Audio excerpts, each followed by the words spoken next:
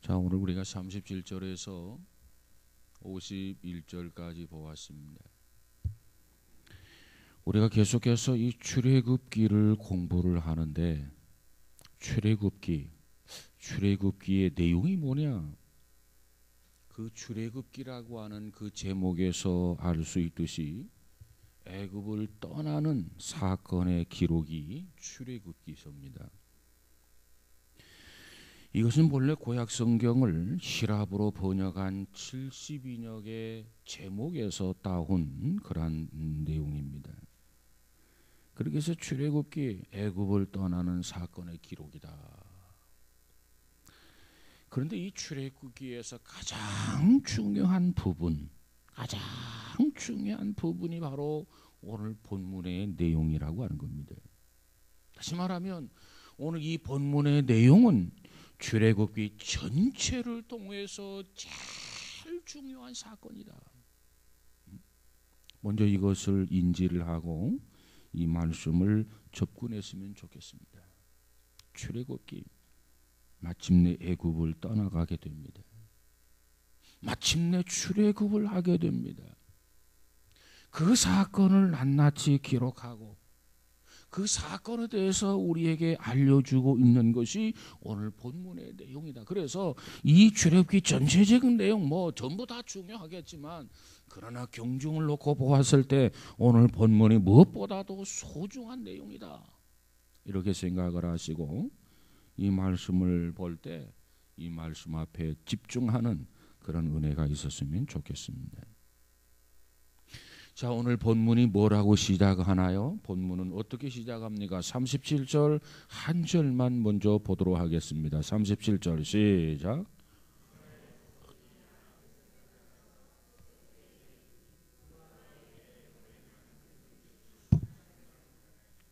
자, 여기에 보니까 이스라엘 자손이 나암셋에서 발행하여 어디에 이르니? 숫곳에 이르니 그랬어요. 애굽의 마지막 땅 변경도시, 자 외부 변경도시라고 말하는 곳이 바로 이 나암셋인데 여기서부터 출발을 시도합니다. 여러분, 이스라엘 땅을 애굽 땅을 떠나가게 되는 것, 이스라엘 민족이 출애굽을 하는 것, 애굽 땅을 벗어나는 것, 이건 이 백성들이 계획한 계획이 아니라고 하는 겁니다. 이 백성들이 서로 머리를 맞대고 협의한 협의의 내용도 아닙니다. 야, 우리가 출애굽을 하자 그래서 투표에 붙여가지고 출애굽하는 게 좋겠다, 선거로 의견을 모아가지고 출애굽하기로 결정한 것도 아닙니다. 누구의 계획에 의해서 이 출애굽의 사건이 일어나게 된 거냐는 겁니다. 이건 무엇보다도 전적인 하나님의 계획이라는 거죠. 하나님께서 오래전부터 이 백성을 애굽에서 출발시키겠다, 애굽에서 출애굽시키겠다는 그 하나님께서 계획을 세우셨고 그 계획한 배대로 하나님이 하나하나 진행하는데 오늘 본문 12장에서 비로소 출애굽하는 그날, 비로소 애굽을 떠나는 날이 임박하게 된 거죠.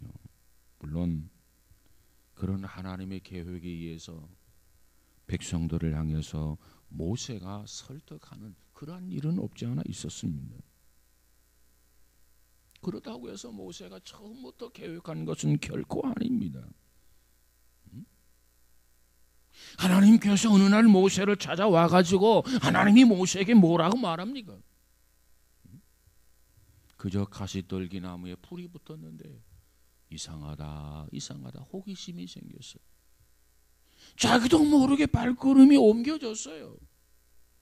머리가 이 가시떨기 나무에 불이 붙었는데 희한하게도 타지는 않더라는 거죠. 야, 희한하다. 그때 하나님의 음성이 들립니다. 모세야 내가 선 땅은 거룩한 땅이 신발을 벗어라 하면서 하나님의 사명이 모세에게 주어지게 되지요. 그때 모세는 비로소 하나님의 계획을 알게 됩니다. 그렇다면 이 출애굽은 누구의 계획인가? 이것은 무엇보다도 하나님의 계획이었습니다. 이 출애굽의 계획은 누구의 계획이었느냐? 하나님의 계획이요, 하나님의 간섭이었습니다. 이 출애굽의 사역은 누구의 사역이었느냐? 모세의 사역 이전에 하나님의 사역이었습니다. 전적으로 하나님께서 주도하신 그런 사건이 바로 이 출애굽의 사건이다라는 것입니다. 오늘 본문은 바로 그 엑소도스의 밤, 그 첫날 밤, 그 첫날의 사건들을 기록하고 있는 것이 오늘 본문의 내용입니다. 이 내용을 보면 오늘 본문을 통해서 발견할 수 있는 것은 정말 하나님이 계획을 세우시고 하나님이 간섭하시면서 하나님이 사역을 하시는데 이 출애굽을 하나님께서 전적으로 주도하고 계셨다. 하나님의 주도하시는 모습을 보면서 우리는 과연 그 하나님은 어떠한 하나님이신가?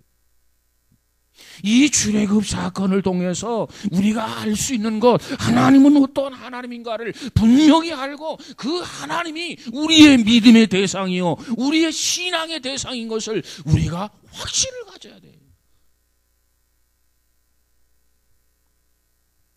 하나님이 어떠한 하나님이십니까? 출애굽의 하나님은 어떠한 분이십니까?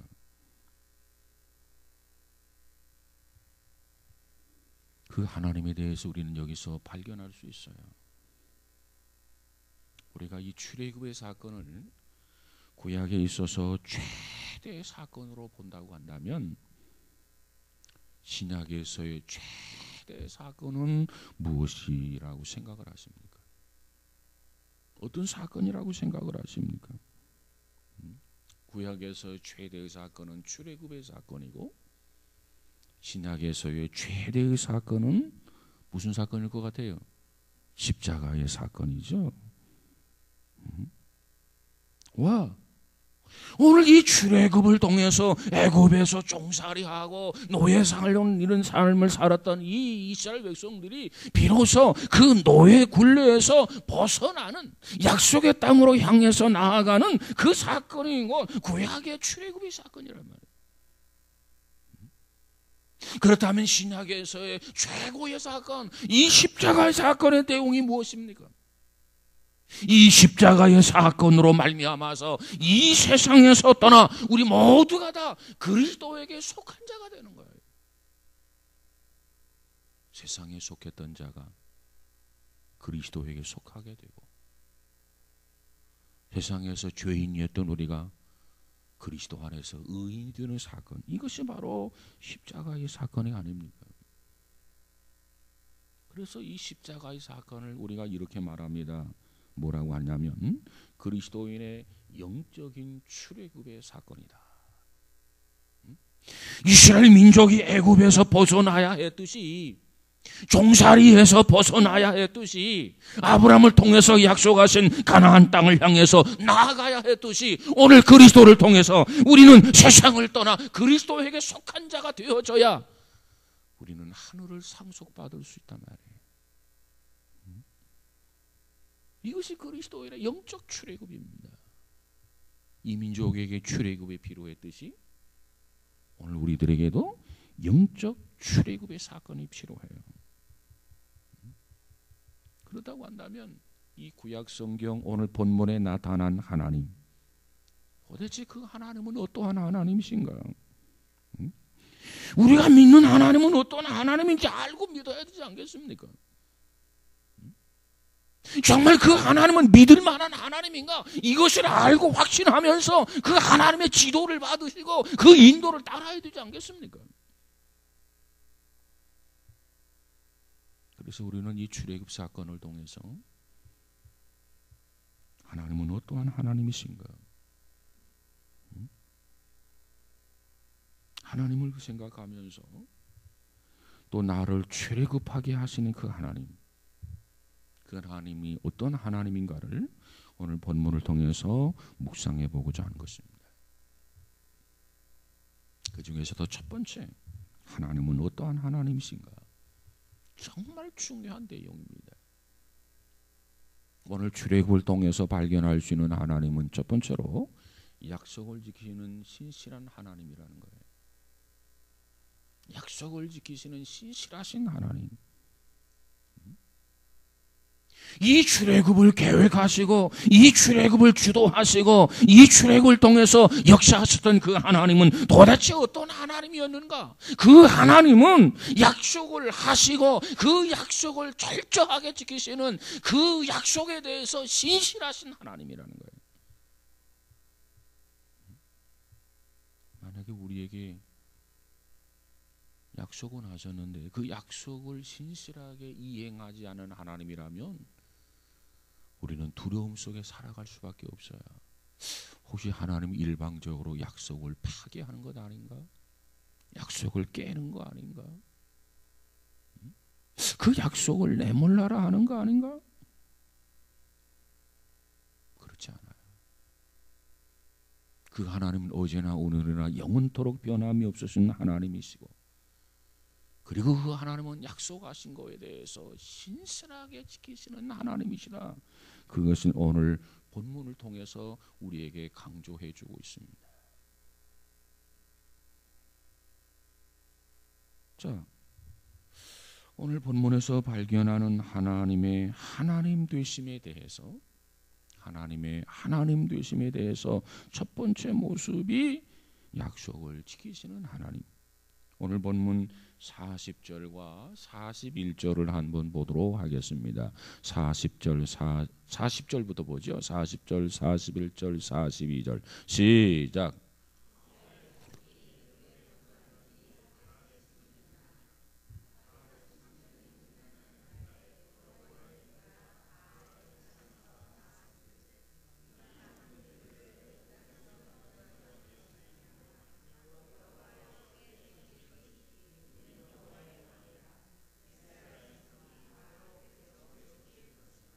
자, 여기에 보니까 오늘 내용 40절과 41절을 요약해서 보면 이스라엘 자손이 애굽에 거주한 지 얼마였더라? 430년이라. 그래, 430년이라. 그 다음 41절에 430년이 끝나는 그날에 여호와의 군대가 다 애굽 땅에서 어떻게? 나왔은즉 그랬어. 자, 이스라엘 백성이 애굽에 거한 기간이 정확하게 나와 있어요. 이 백성들이 애굽에서 종살이하고 노예 생활했던 그 고통스러운 그 기간, 얼마만큼 고통을 당했느냐? 자그마치 통틀어서 430년이라 그랬어요. 그런데 41절에 가서 보면 중요한 내용이 기록되어 있어요. 41절 다시 한번 볼까요? 시작. 430년이 끝나는 그날에 여호와의 군대가 다 애굽 땅에서 나왔은즉. 430년이 끝나는 그날에, 430년이 마치는 그날에, 오늘 이 말씀에서 강조된 단어가 뭐예요? 이 말씀을 통해서 강조하고 있는 단어가 뭐예요? 그날이야, 그날. 그날이에요, 그날. 정확하게 430년이 끝나는 그날에 어떤 사건이 일어났어요. 여기 기록되어 있잖아. 뭘 몰라. 몇 번 읽었는데 지금. 여러분 집에서 성경을 이렇게 많이 읽어야죠. 근데 집에서 성경을 많이 읽지를 못할수록 여기에서 읽으면 읽을수록 반복해서 읽어보세요. 뭐죠? 하면 여러분 눈으로 계속 확인을 하세요. 집에서도 성경 안 보지, 여기서도 우리 같이 봅시다. 그러면 자기 혼자 거룩한 적 눈 지그시 감고 가만히 앉았지, 돌을 닦는 건지 뭐 환상을 보려고 하는 건지, 하나님의 전사가 내 앞에 두루마기를 펼쳐서 그거 보고 있는 건지. 집에서도 성경 안 보지, 여기 와서도 눈 감고 여기 와서도 무반응을 보면 어떻게 해? 여기 와서라도 적극적으로 참여해서 좀 학습을 했으면 좋겠어요. 응? 이 말씀, 이 구절에서 가장 강조된 단어가 뭡니까? 그러면 그날인데요. 그래요, 그날에. 그러면 정확하게 430년이 끝나는 그날에 무슨 일이 일어나느냐? 여기에 다 기록된 거야. 모르는 걸 내가 묻는 거 아니잖아요. 430년이 끝나는 그날이에요. 그날이 디데이예요, 디데이. 어떤 사건이 일어났어요?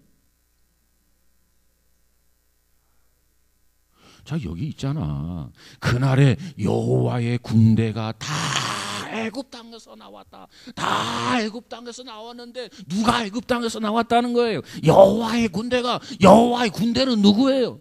이스라엘 백성 전체를 통칭하는 겁니다.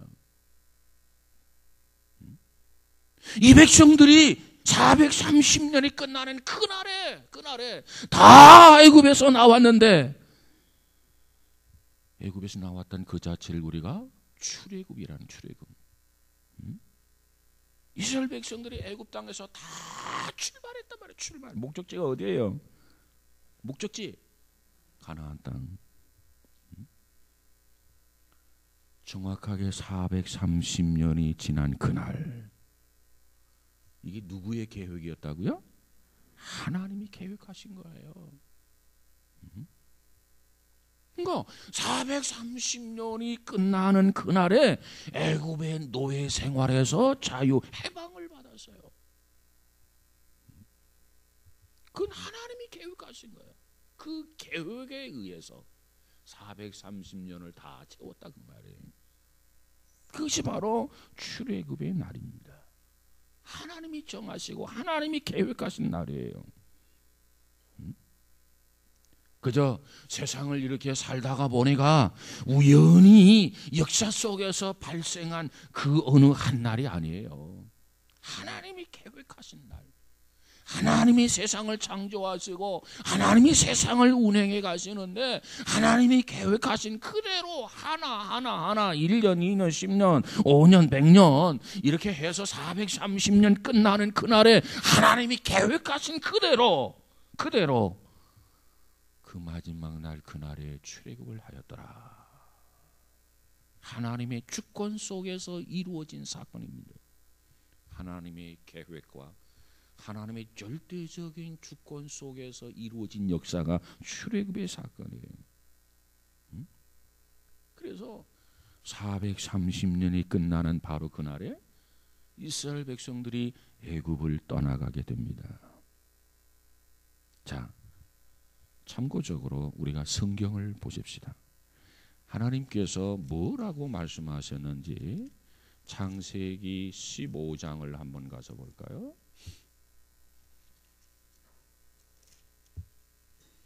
창세기 15장 13절, 14절을 한번 보도록 하지요. 창세기 15장 13절 14절 말씀 13절 시작. 여호와께서 아브라함에게 이르시되 너는 반드시 알라. 내 자손이 이방에서 객이 되어 그들을 섬기겠고 그들은 400년 동안 내 자손을 괴롭히리니 그들이 섬기는 나라를 내가 징벌할지며 그 후에 내 자손이 큰 재물을 이끌고 나오리라. 하나님의 약속이에요. 누구에게 주신 약속이죠? 아브라함에게 주신 약속이에요. 응? 다시 한번 읽을 테니까 잘 들어보세요. 여호와께서 아브라함에게 이르시되, 아브라함과 약속하는 거예요. 너는 반드시 알아라. 틀림없이 그렇게 된다는 거죠. 응?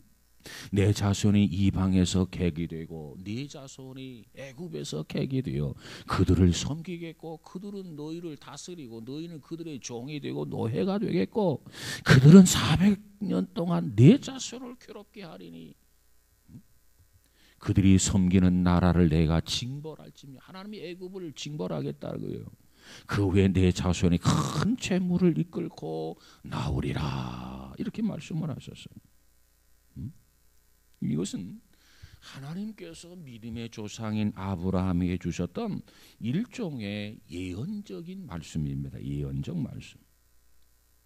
어떻게 약속하셨죠? 13절 여호와께서 아브라함에게 이르시되 너는 정령이 알라 내 자손이 어디에서 객이 되고 이방에서 객이 되어 그들을 어떻게 하겠고 섬기겠고 그들은 400년 동안 내 자손을 어떻게 하겠고 괴롭게 하리니 그랬어요. 자, 그런데 여기에 보니까 출애굽기 12장에는 430년이 나와 있는데 창세기 15장 13절에 가서 보니까는 몇 년이라고 되어 있죠? 400년이라고 되어 있어요. 400년. 여러분, 이 창세기 15장의 내용과 출애굽기 12장의 내용 사이에 몇 년의 차이가 있죠? 30년의 차이가 있습니다. 저는 이걸 읽으면서 그런 생각을 해봤어요. 기왕이면 이 부분에도 차라리 창세기 15장에서도 야 아브라함아 430년 동안 이렇게 말씀을 하시고 출애굽기 12장에서도 430년 동안 이렇게 해서 정말 이 창세기와 출애굽기절을 같이 맞추었더라면 얼마나 좋았을까 그런 생각을 해봤어요. 그럼 어떻게 된 거냐? 원래 하나님은 400년이라고 하는 것을 계획을 했다가 하나님이 계획을 수정해서 마치 설계도로 수정한 것처럼 430년으로 수정했다는 거냐? 그렇게 생각하지 않습니다. 이건 앞으로 일어날 사건에 대해서 아브라함에게 말씀하실 때 정확하게 하나님이 아브라함에게 말씀하시기보다도 대략적으로 약속하시기 위해서 대략적인 숫자 400년이라고 말씀하셨을 것이다. 그렇게 봅니다. 하나님이 의도하신 기간은 400년이 아니고 430년이에요. 왜? 430년이 마치는 그날에 그랬단 말이에요. 하나님이 의도하신 기간은 정확하게 430년이었어요. 근데 왜 창세기 15장에 400년이라고 했을까? 예언적 내용이다. 예언적 말씀이라 이렇게 했는데 하나님께서 이 백성들에게 어떤 상황을 이렇게 말씀을 하실 때 그 기간, 그 상황에 대해서 정확히 알아야 할 필요성이 있을 때는 하나님은 정확하게 말씀을 하십니다. 근데 그렇지 않을 때 하나님이 말씀하실 때는 어떻게 했느냐면 우리 한국 사람들처럼 대략적으로 그냥 숫자를 표현하는 거예요. 뭐 속된 말로 시골에 가서 아저씨 아무개 동네 가려면 얼마나 가야 돼요? 예, 바로 여기 조금만 가면 돼요. 조금만 가면 된다고 그래서 기대를 걸고 가도 끝이 없어요. 또 물어봐요. 아저씨 아무개 동네 어디 얼마나 가야 됩니까? 예, 조금만 더 가면 됩니다. 대략적으로 이야기해 준단 말이에요.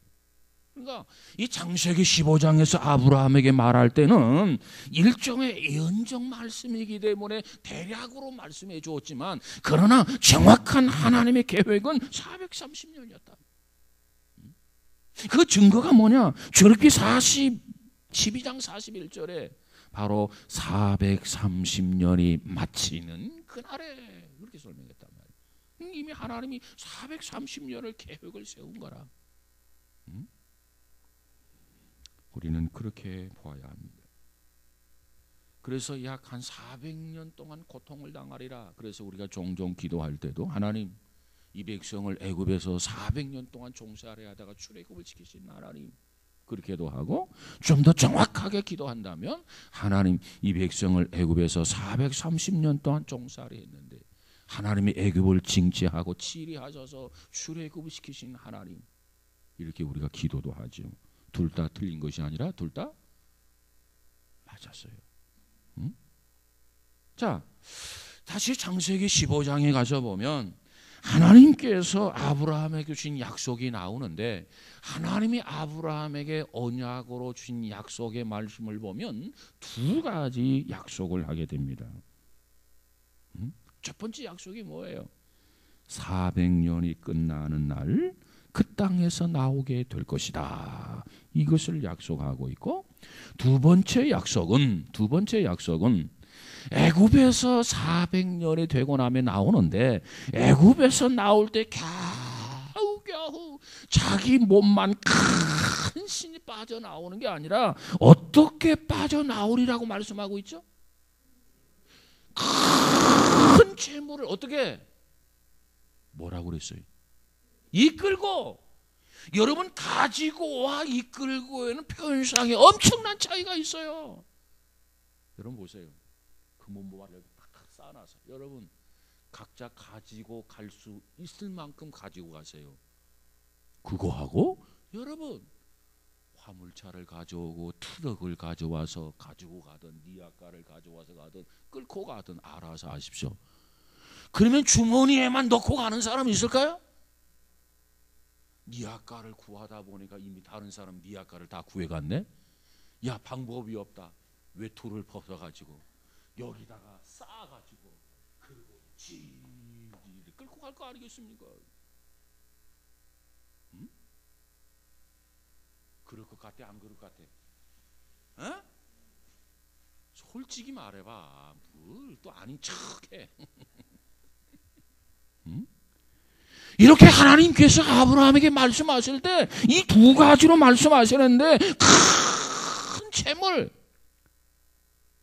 쓸데없는 다 떨어진 런닝, 팬티, 양발 이런 거 가지고 나온 게 아니고 큰 재물을 어떻게 이끌고 그 다음에 나온다. 출애굽을 할 때 당당하게 애굽을 출발한다는 겁니다. 어떻게 출발하느냐? 하나님께서 이 백성들에게 축복을 주시겠다는 거예요. 복된 출발입니다. 거지가 돼가지고 알거지가 돼가지고 그냥 개나리 보찜 하나 그냥 쥐고 이러고 가는 게 아니고 큰 재물을 이끌고 가리라. 이것은 하나님이 주시는 축복이 축복. 하나님의 그 부요하심 그것을 경험하면서 애굽을 떠나게 될 것이다. 하나님이 이렇게 아브라함에게 약속하셨어요. 자, 물어볼게요. 하나님은 이와 같이 두 가지를 약속하셨는데 두 가지 다 이루어졌습니까? 이루어지지 않았습니까? 어떻게 알아? 그냥 하나님이 말씀하면 다 이루어지니까 이루어졌다고 하는 거예요. 자, 다시 오늘 본문 40절 41절을 보는 거예요. 출애굽기 다시 돌아가 봅시다. 40절 41절. 자, 한번 가서 보십시다. 시작. 이스라엘 자손이 애굽에 거주한 지 430년이라 430년이 끝나는 그날에 여호와의 군대가 다 애굽 땅에서 나왔은즉 그랬어요. 자, 여기에서 강조된 단어가 뭐라고 했다고요? 그날에. 그래서 하나님이 계획하신 계획을 그대로 실현을 합니다. 그대로 하나님이 계획한 그대로 그대로 성취시켜 주세요. 그래서 하나님의 계획은 실현이 되는데, 자, 두 번째 약속, 큰 재물을 이끌고 나오리라. 이게 과연 실현이 됐는지 한번 확인해 보십시다. 35절 36절을 가서 보세요. 35절 36절 시작.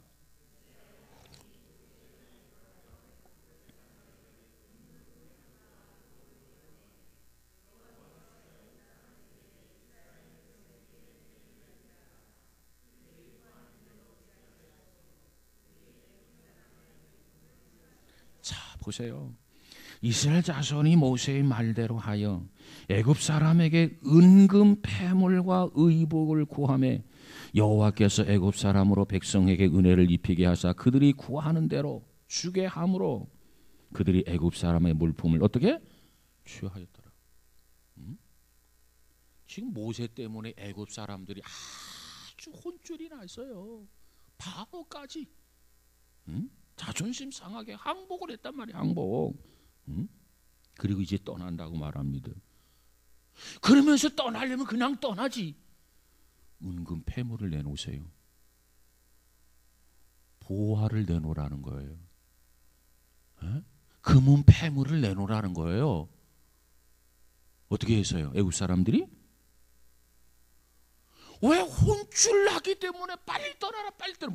금불 뱀을 그래 여기도 있다 가지고 와라. 또 뭐 줄까? 이것도 달라. 그것도 가지고 와라. 왜? 혼쭐이 나고 빨리 떠나라 귀찮은 존재가 됐기 때문에 그래요. 그래서 결론이 뭐냐? 달라는 대로 다 죽었더라. 이스라엘 사람들이 달라는 대로 다 죽었더라. 누가 다 줬어요? 애굽 사람들이. 그래서 이 출애굽의 사건을 통해서 이민족이 출애굽을 하는데 굉장히 급하게 출발했지만 그 출발은 결코 초라한 출발이 아니에요. 하나님이 약속한 그대로 하나님의 약속을 실현하는 것을 몸소 체험하는, 그리고 당당하게 큰 소리치면서 도망가는 그러한 출애굽이 아니고 당당하게 애굽을 떠나는 그와 같은 출애굽이었어요. 가지고 갈 거 다 가지고, 취할 거 다 취하고, 고급 의복 다 취하고, 먹을 양식 다 취하고, 야밤도주하는 게 아니라 보라는 듯이 당당하게 애굽을 출발한 것이 바로 출애굽의 사건이었습니다. 이 모든 거 누가 계획을 했다고요? 하나님의 계획입니다. 여러분, 이 구약의 엑소도스의 사건은 신약에서 우리 그리스도인들이 경험하는 새로운 피조물, 새 출발의 사건입니다. 그리스도의 십자가를 통해서 그리스도인들이 다 변화되고 새로워지고 하늘의 소망을 갖게 되는 것 아니겠습니까?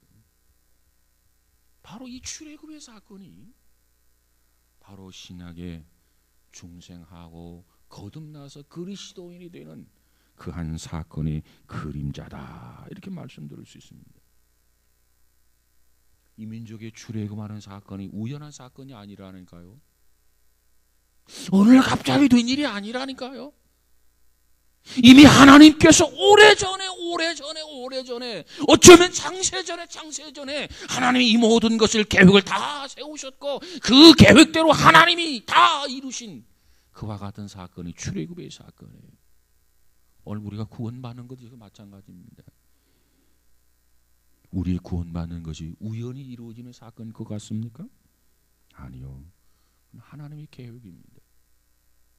하나님의 계획에 의해서 이 모든 것이 이루어지게 되는 줄로 믿습니다. 문제는 우리가 예수 그리스도만을 믿고 우리가 거듭나고 새 사람이 되고 겨우겨우 지옥만 면하는 그 신세가 되었느냐 그 말이에요.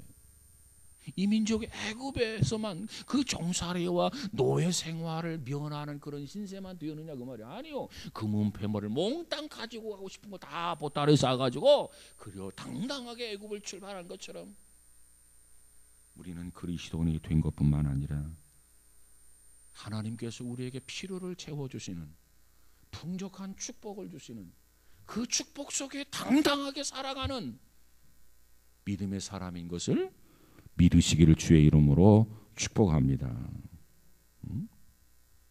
하나님의 놀라운 계획인 동시에 하나님의 놀라운 축복의 사건, 이것이 출애굽의 사건이고 이것이 그리스도인들이 경험하는 구원의 사건의 진상입니다. 이와 같은 사건을 명확하게 보여주는 신약 성경의 말씀 중에 한 구절이 있는데 그 구절이 어디에 있느냐면 예배소서 1장 3절에서 5절의 내용입니다. 예배소서를 한번 가서 볼까요?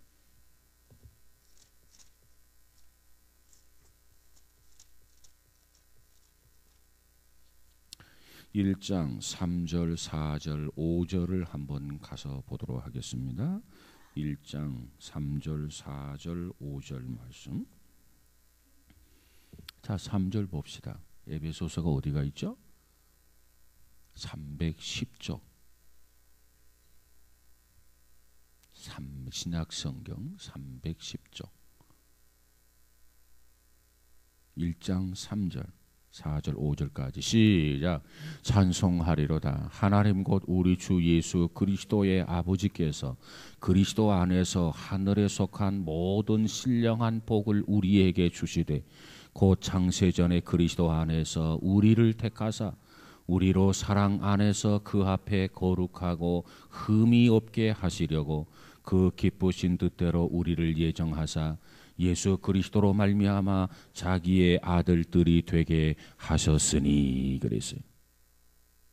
자, 오늘 이 말씀에 보면 우리가 하나님의 자녀가 되는데 이 하나님의 자녀가 되는 사건을 통해서 우리에게 두 가지 차원을 강조해 주고 있습니다. 그 첫 번째 뭘 강조하고 있냐면 우리가 하나님의 자녀가 되는 것은 어떻게 되었다고요? 그것은 하나님의 예정 가운데 되었다는 거예요. 하나님의 예정 가운데. 다시 말하면 하나님의 계획 가운데 되었다 그 말이에요. 하나님께서 그럼 언제부터 하나님이 우리의 구원을 계획하셨죠? 여기 보니까 창세전에 어떻게 그리스도 안에서 계획을 하셨더라고 말이에요. 이거 가지고 뭐 예정론이니 뭐니 여러 가지 논쟁이 많습니다만은 그렇게까지 확대시키고 싶지는 않아요 저는. 다만 여기서 창세전에 그리스도 안에서 계획하셨다고 하는 말은 창세전에 계획을 세우는데 누구든지 예수를 믿기만 하면 믿는 자마다 내가 다 구원하겠다. 이게 하나님의 구원의 계획입니다. 창세전이면 언제를 창세전이라고 말하죠?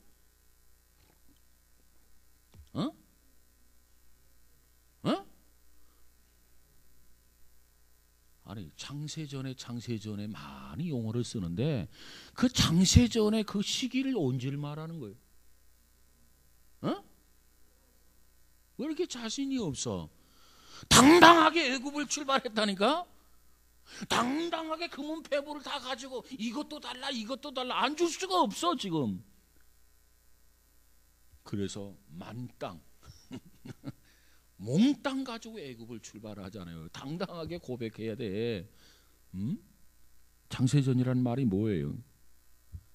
하늘과 땅이 생기기 전에 그 말이에요. 이 세상의 모든 것이 생기기 전에 하나님은 예수 그리스도를 하나밖에 없는 아들 예수 그리스도를 구세주로 세상에 보냈을 것이고 그리고 누구든지 그를 믿는 자마다 다른 거 보지 않겠다. 다른 거 따지하지 않겠다. 다른 기준을 적용하지 않겠다. 그를 믿는 자마다 내가 구원하겠다. 이게 하나님의 계획이에요. 계획. 구원의 계획이란 말이죠. 누가 이 계획을 세웠다고요? 하나님.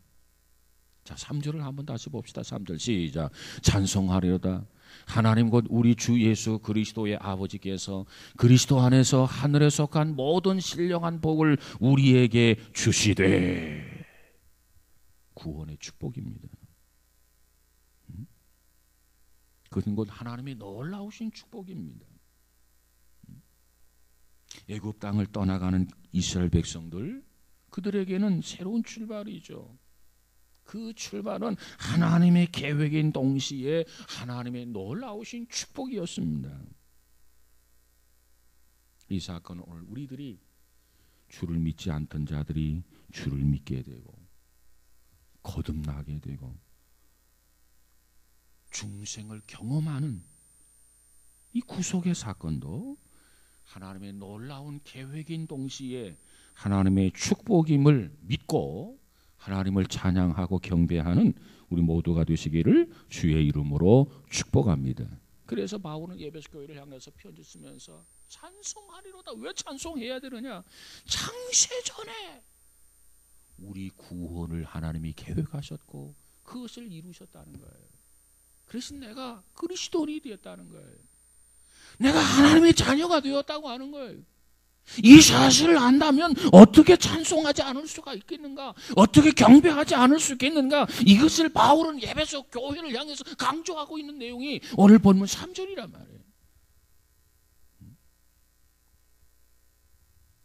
이 사건을 통해서 우리가 알 수 있는 것은 구속은 하나님의 약속이었고 하나님 그 약속하신 그대로 그리스도를 통해서 지키신 것을 믿으시기 바랍니다. 자, 그러다면 하나님은 누구인가? 하나님은 어떠한 하나님이신가? 하나님이 약속하신 약속을 반드시 지키시는 신실하신 하나님이시다. 신실하신 하나님을 찬양하며 사는 우리 모두가 되시기를 주의 이름으로 축복합니다. 구원의 계획을 창세전부터 세워주셨고, 그리고 그 계획을 신실하게 이행하시는 하나님이세요. 그리고 자녀만 되는 것이 아니라 필요를 채워주시는 온갖 축복을 허락하신 변함없으신 하나님. 그 하나님을 찬양하면서 그 하나님을 경험하고 그 하나님을 간증하면서 우리가 살아갈 수 있는 복된 자들이 되시기를 주의 이름으로 축복합니다. 오늘은 그 하나님이 누구신가? 출애굽의 사건을 통해서 한 가지만 배웠어요. 약속을 지키시는 신실하신 하나님이시다. 우리가 약속을 하고 한 1년 지나면 약속을 다 잊어버리잖아요. 이스라엘 백성들 아브라함에게 약속을 해주셨는데 그 약속까지 기억하고 계시네. 놀랄 거 없어요. 왜? 하나님은 창세전부터 계획하시고 조금도 잊어버리거나 망각하시는 하나님이 아니세요. 세상 끝날까지 하나님의 약속은 1.16도 변함이 없이 신실하게 지키신 하나님. 그 하나님의 말씀을 믿고 약속대로 살아갈 수 있는 우리 모두가 다 되시기를 주의 이름으로 축복합니다. 기도합시다. 그리고 하신 하나님 감사합니다. 오늘 출애굽기 12장을 통해서 과연 이 백성들이 이 말씀을 통해서 깨달은 것은 무엇인가? 약속하신 그 약속을 신실하게 지키시는 하나님인 것을 경험했습니다. 오늘 우리들도 그리스도 안에서 거듭났고 하늘의 신령한 축복을 우리에게 허락해 주심에 따라서 우리도 하나님의 약속을 신실하게 지키신 하나님인 것을 깨닫고 발견하는 우리 모두가 되어지게 하옵소서. 이로 인해서 하나님을 경배하고 이로 인해서 하나님을 찬양하고 이로 인해서 하나님께만 영광을 돌리게 하옵소서. 어제나 오늘이나 영원토록 변함없으신 하나님, 우리의 신앙이 계속 성장할지언정 퇴보하거나 주저앉지 아니하도록 하나님이여 인도하여 주옵소서. 주신 말씀을 붙들고 주신 약속을 부여잡고 믿음으로 나아가는 복된 자들 되어지게 하옵소서. 이제 날씨가 무더워집니다. 우리의 건강이 연약하지 아니하도록 강건하게 하시고 순간순간 하나님의 은혜를 경험하는 우리의 삶이 되어지게 하옵소서. 예수님 이름으로 기도하옵나이다. 아멘.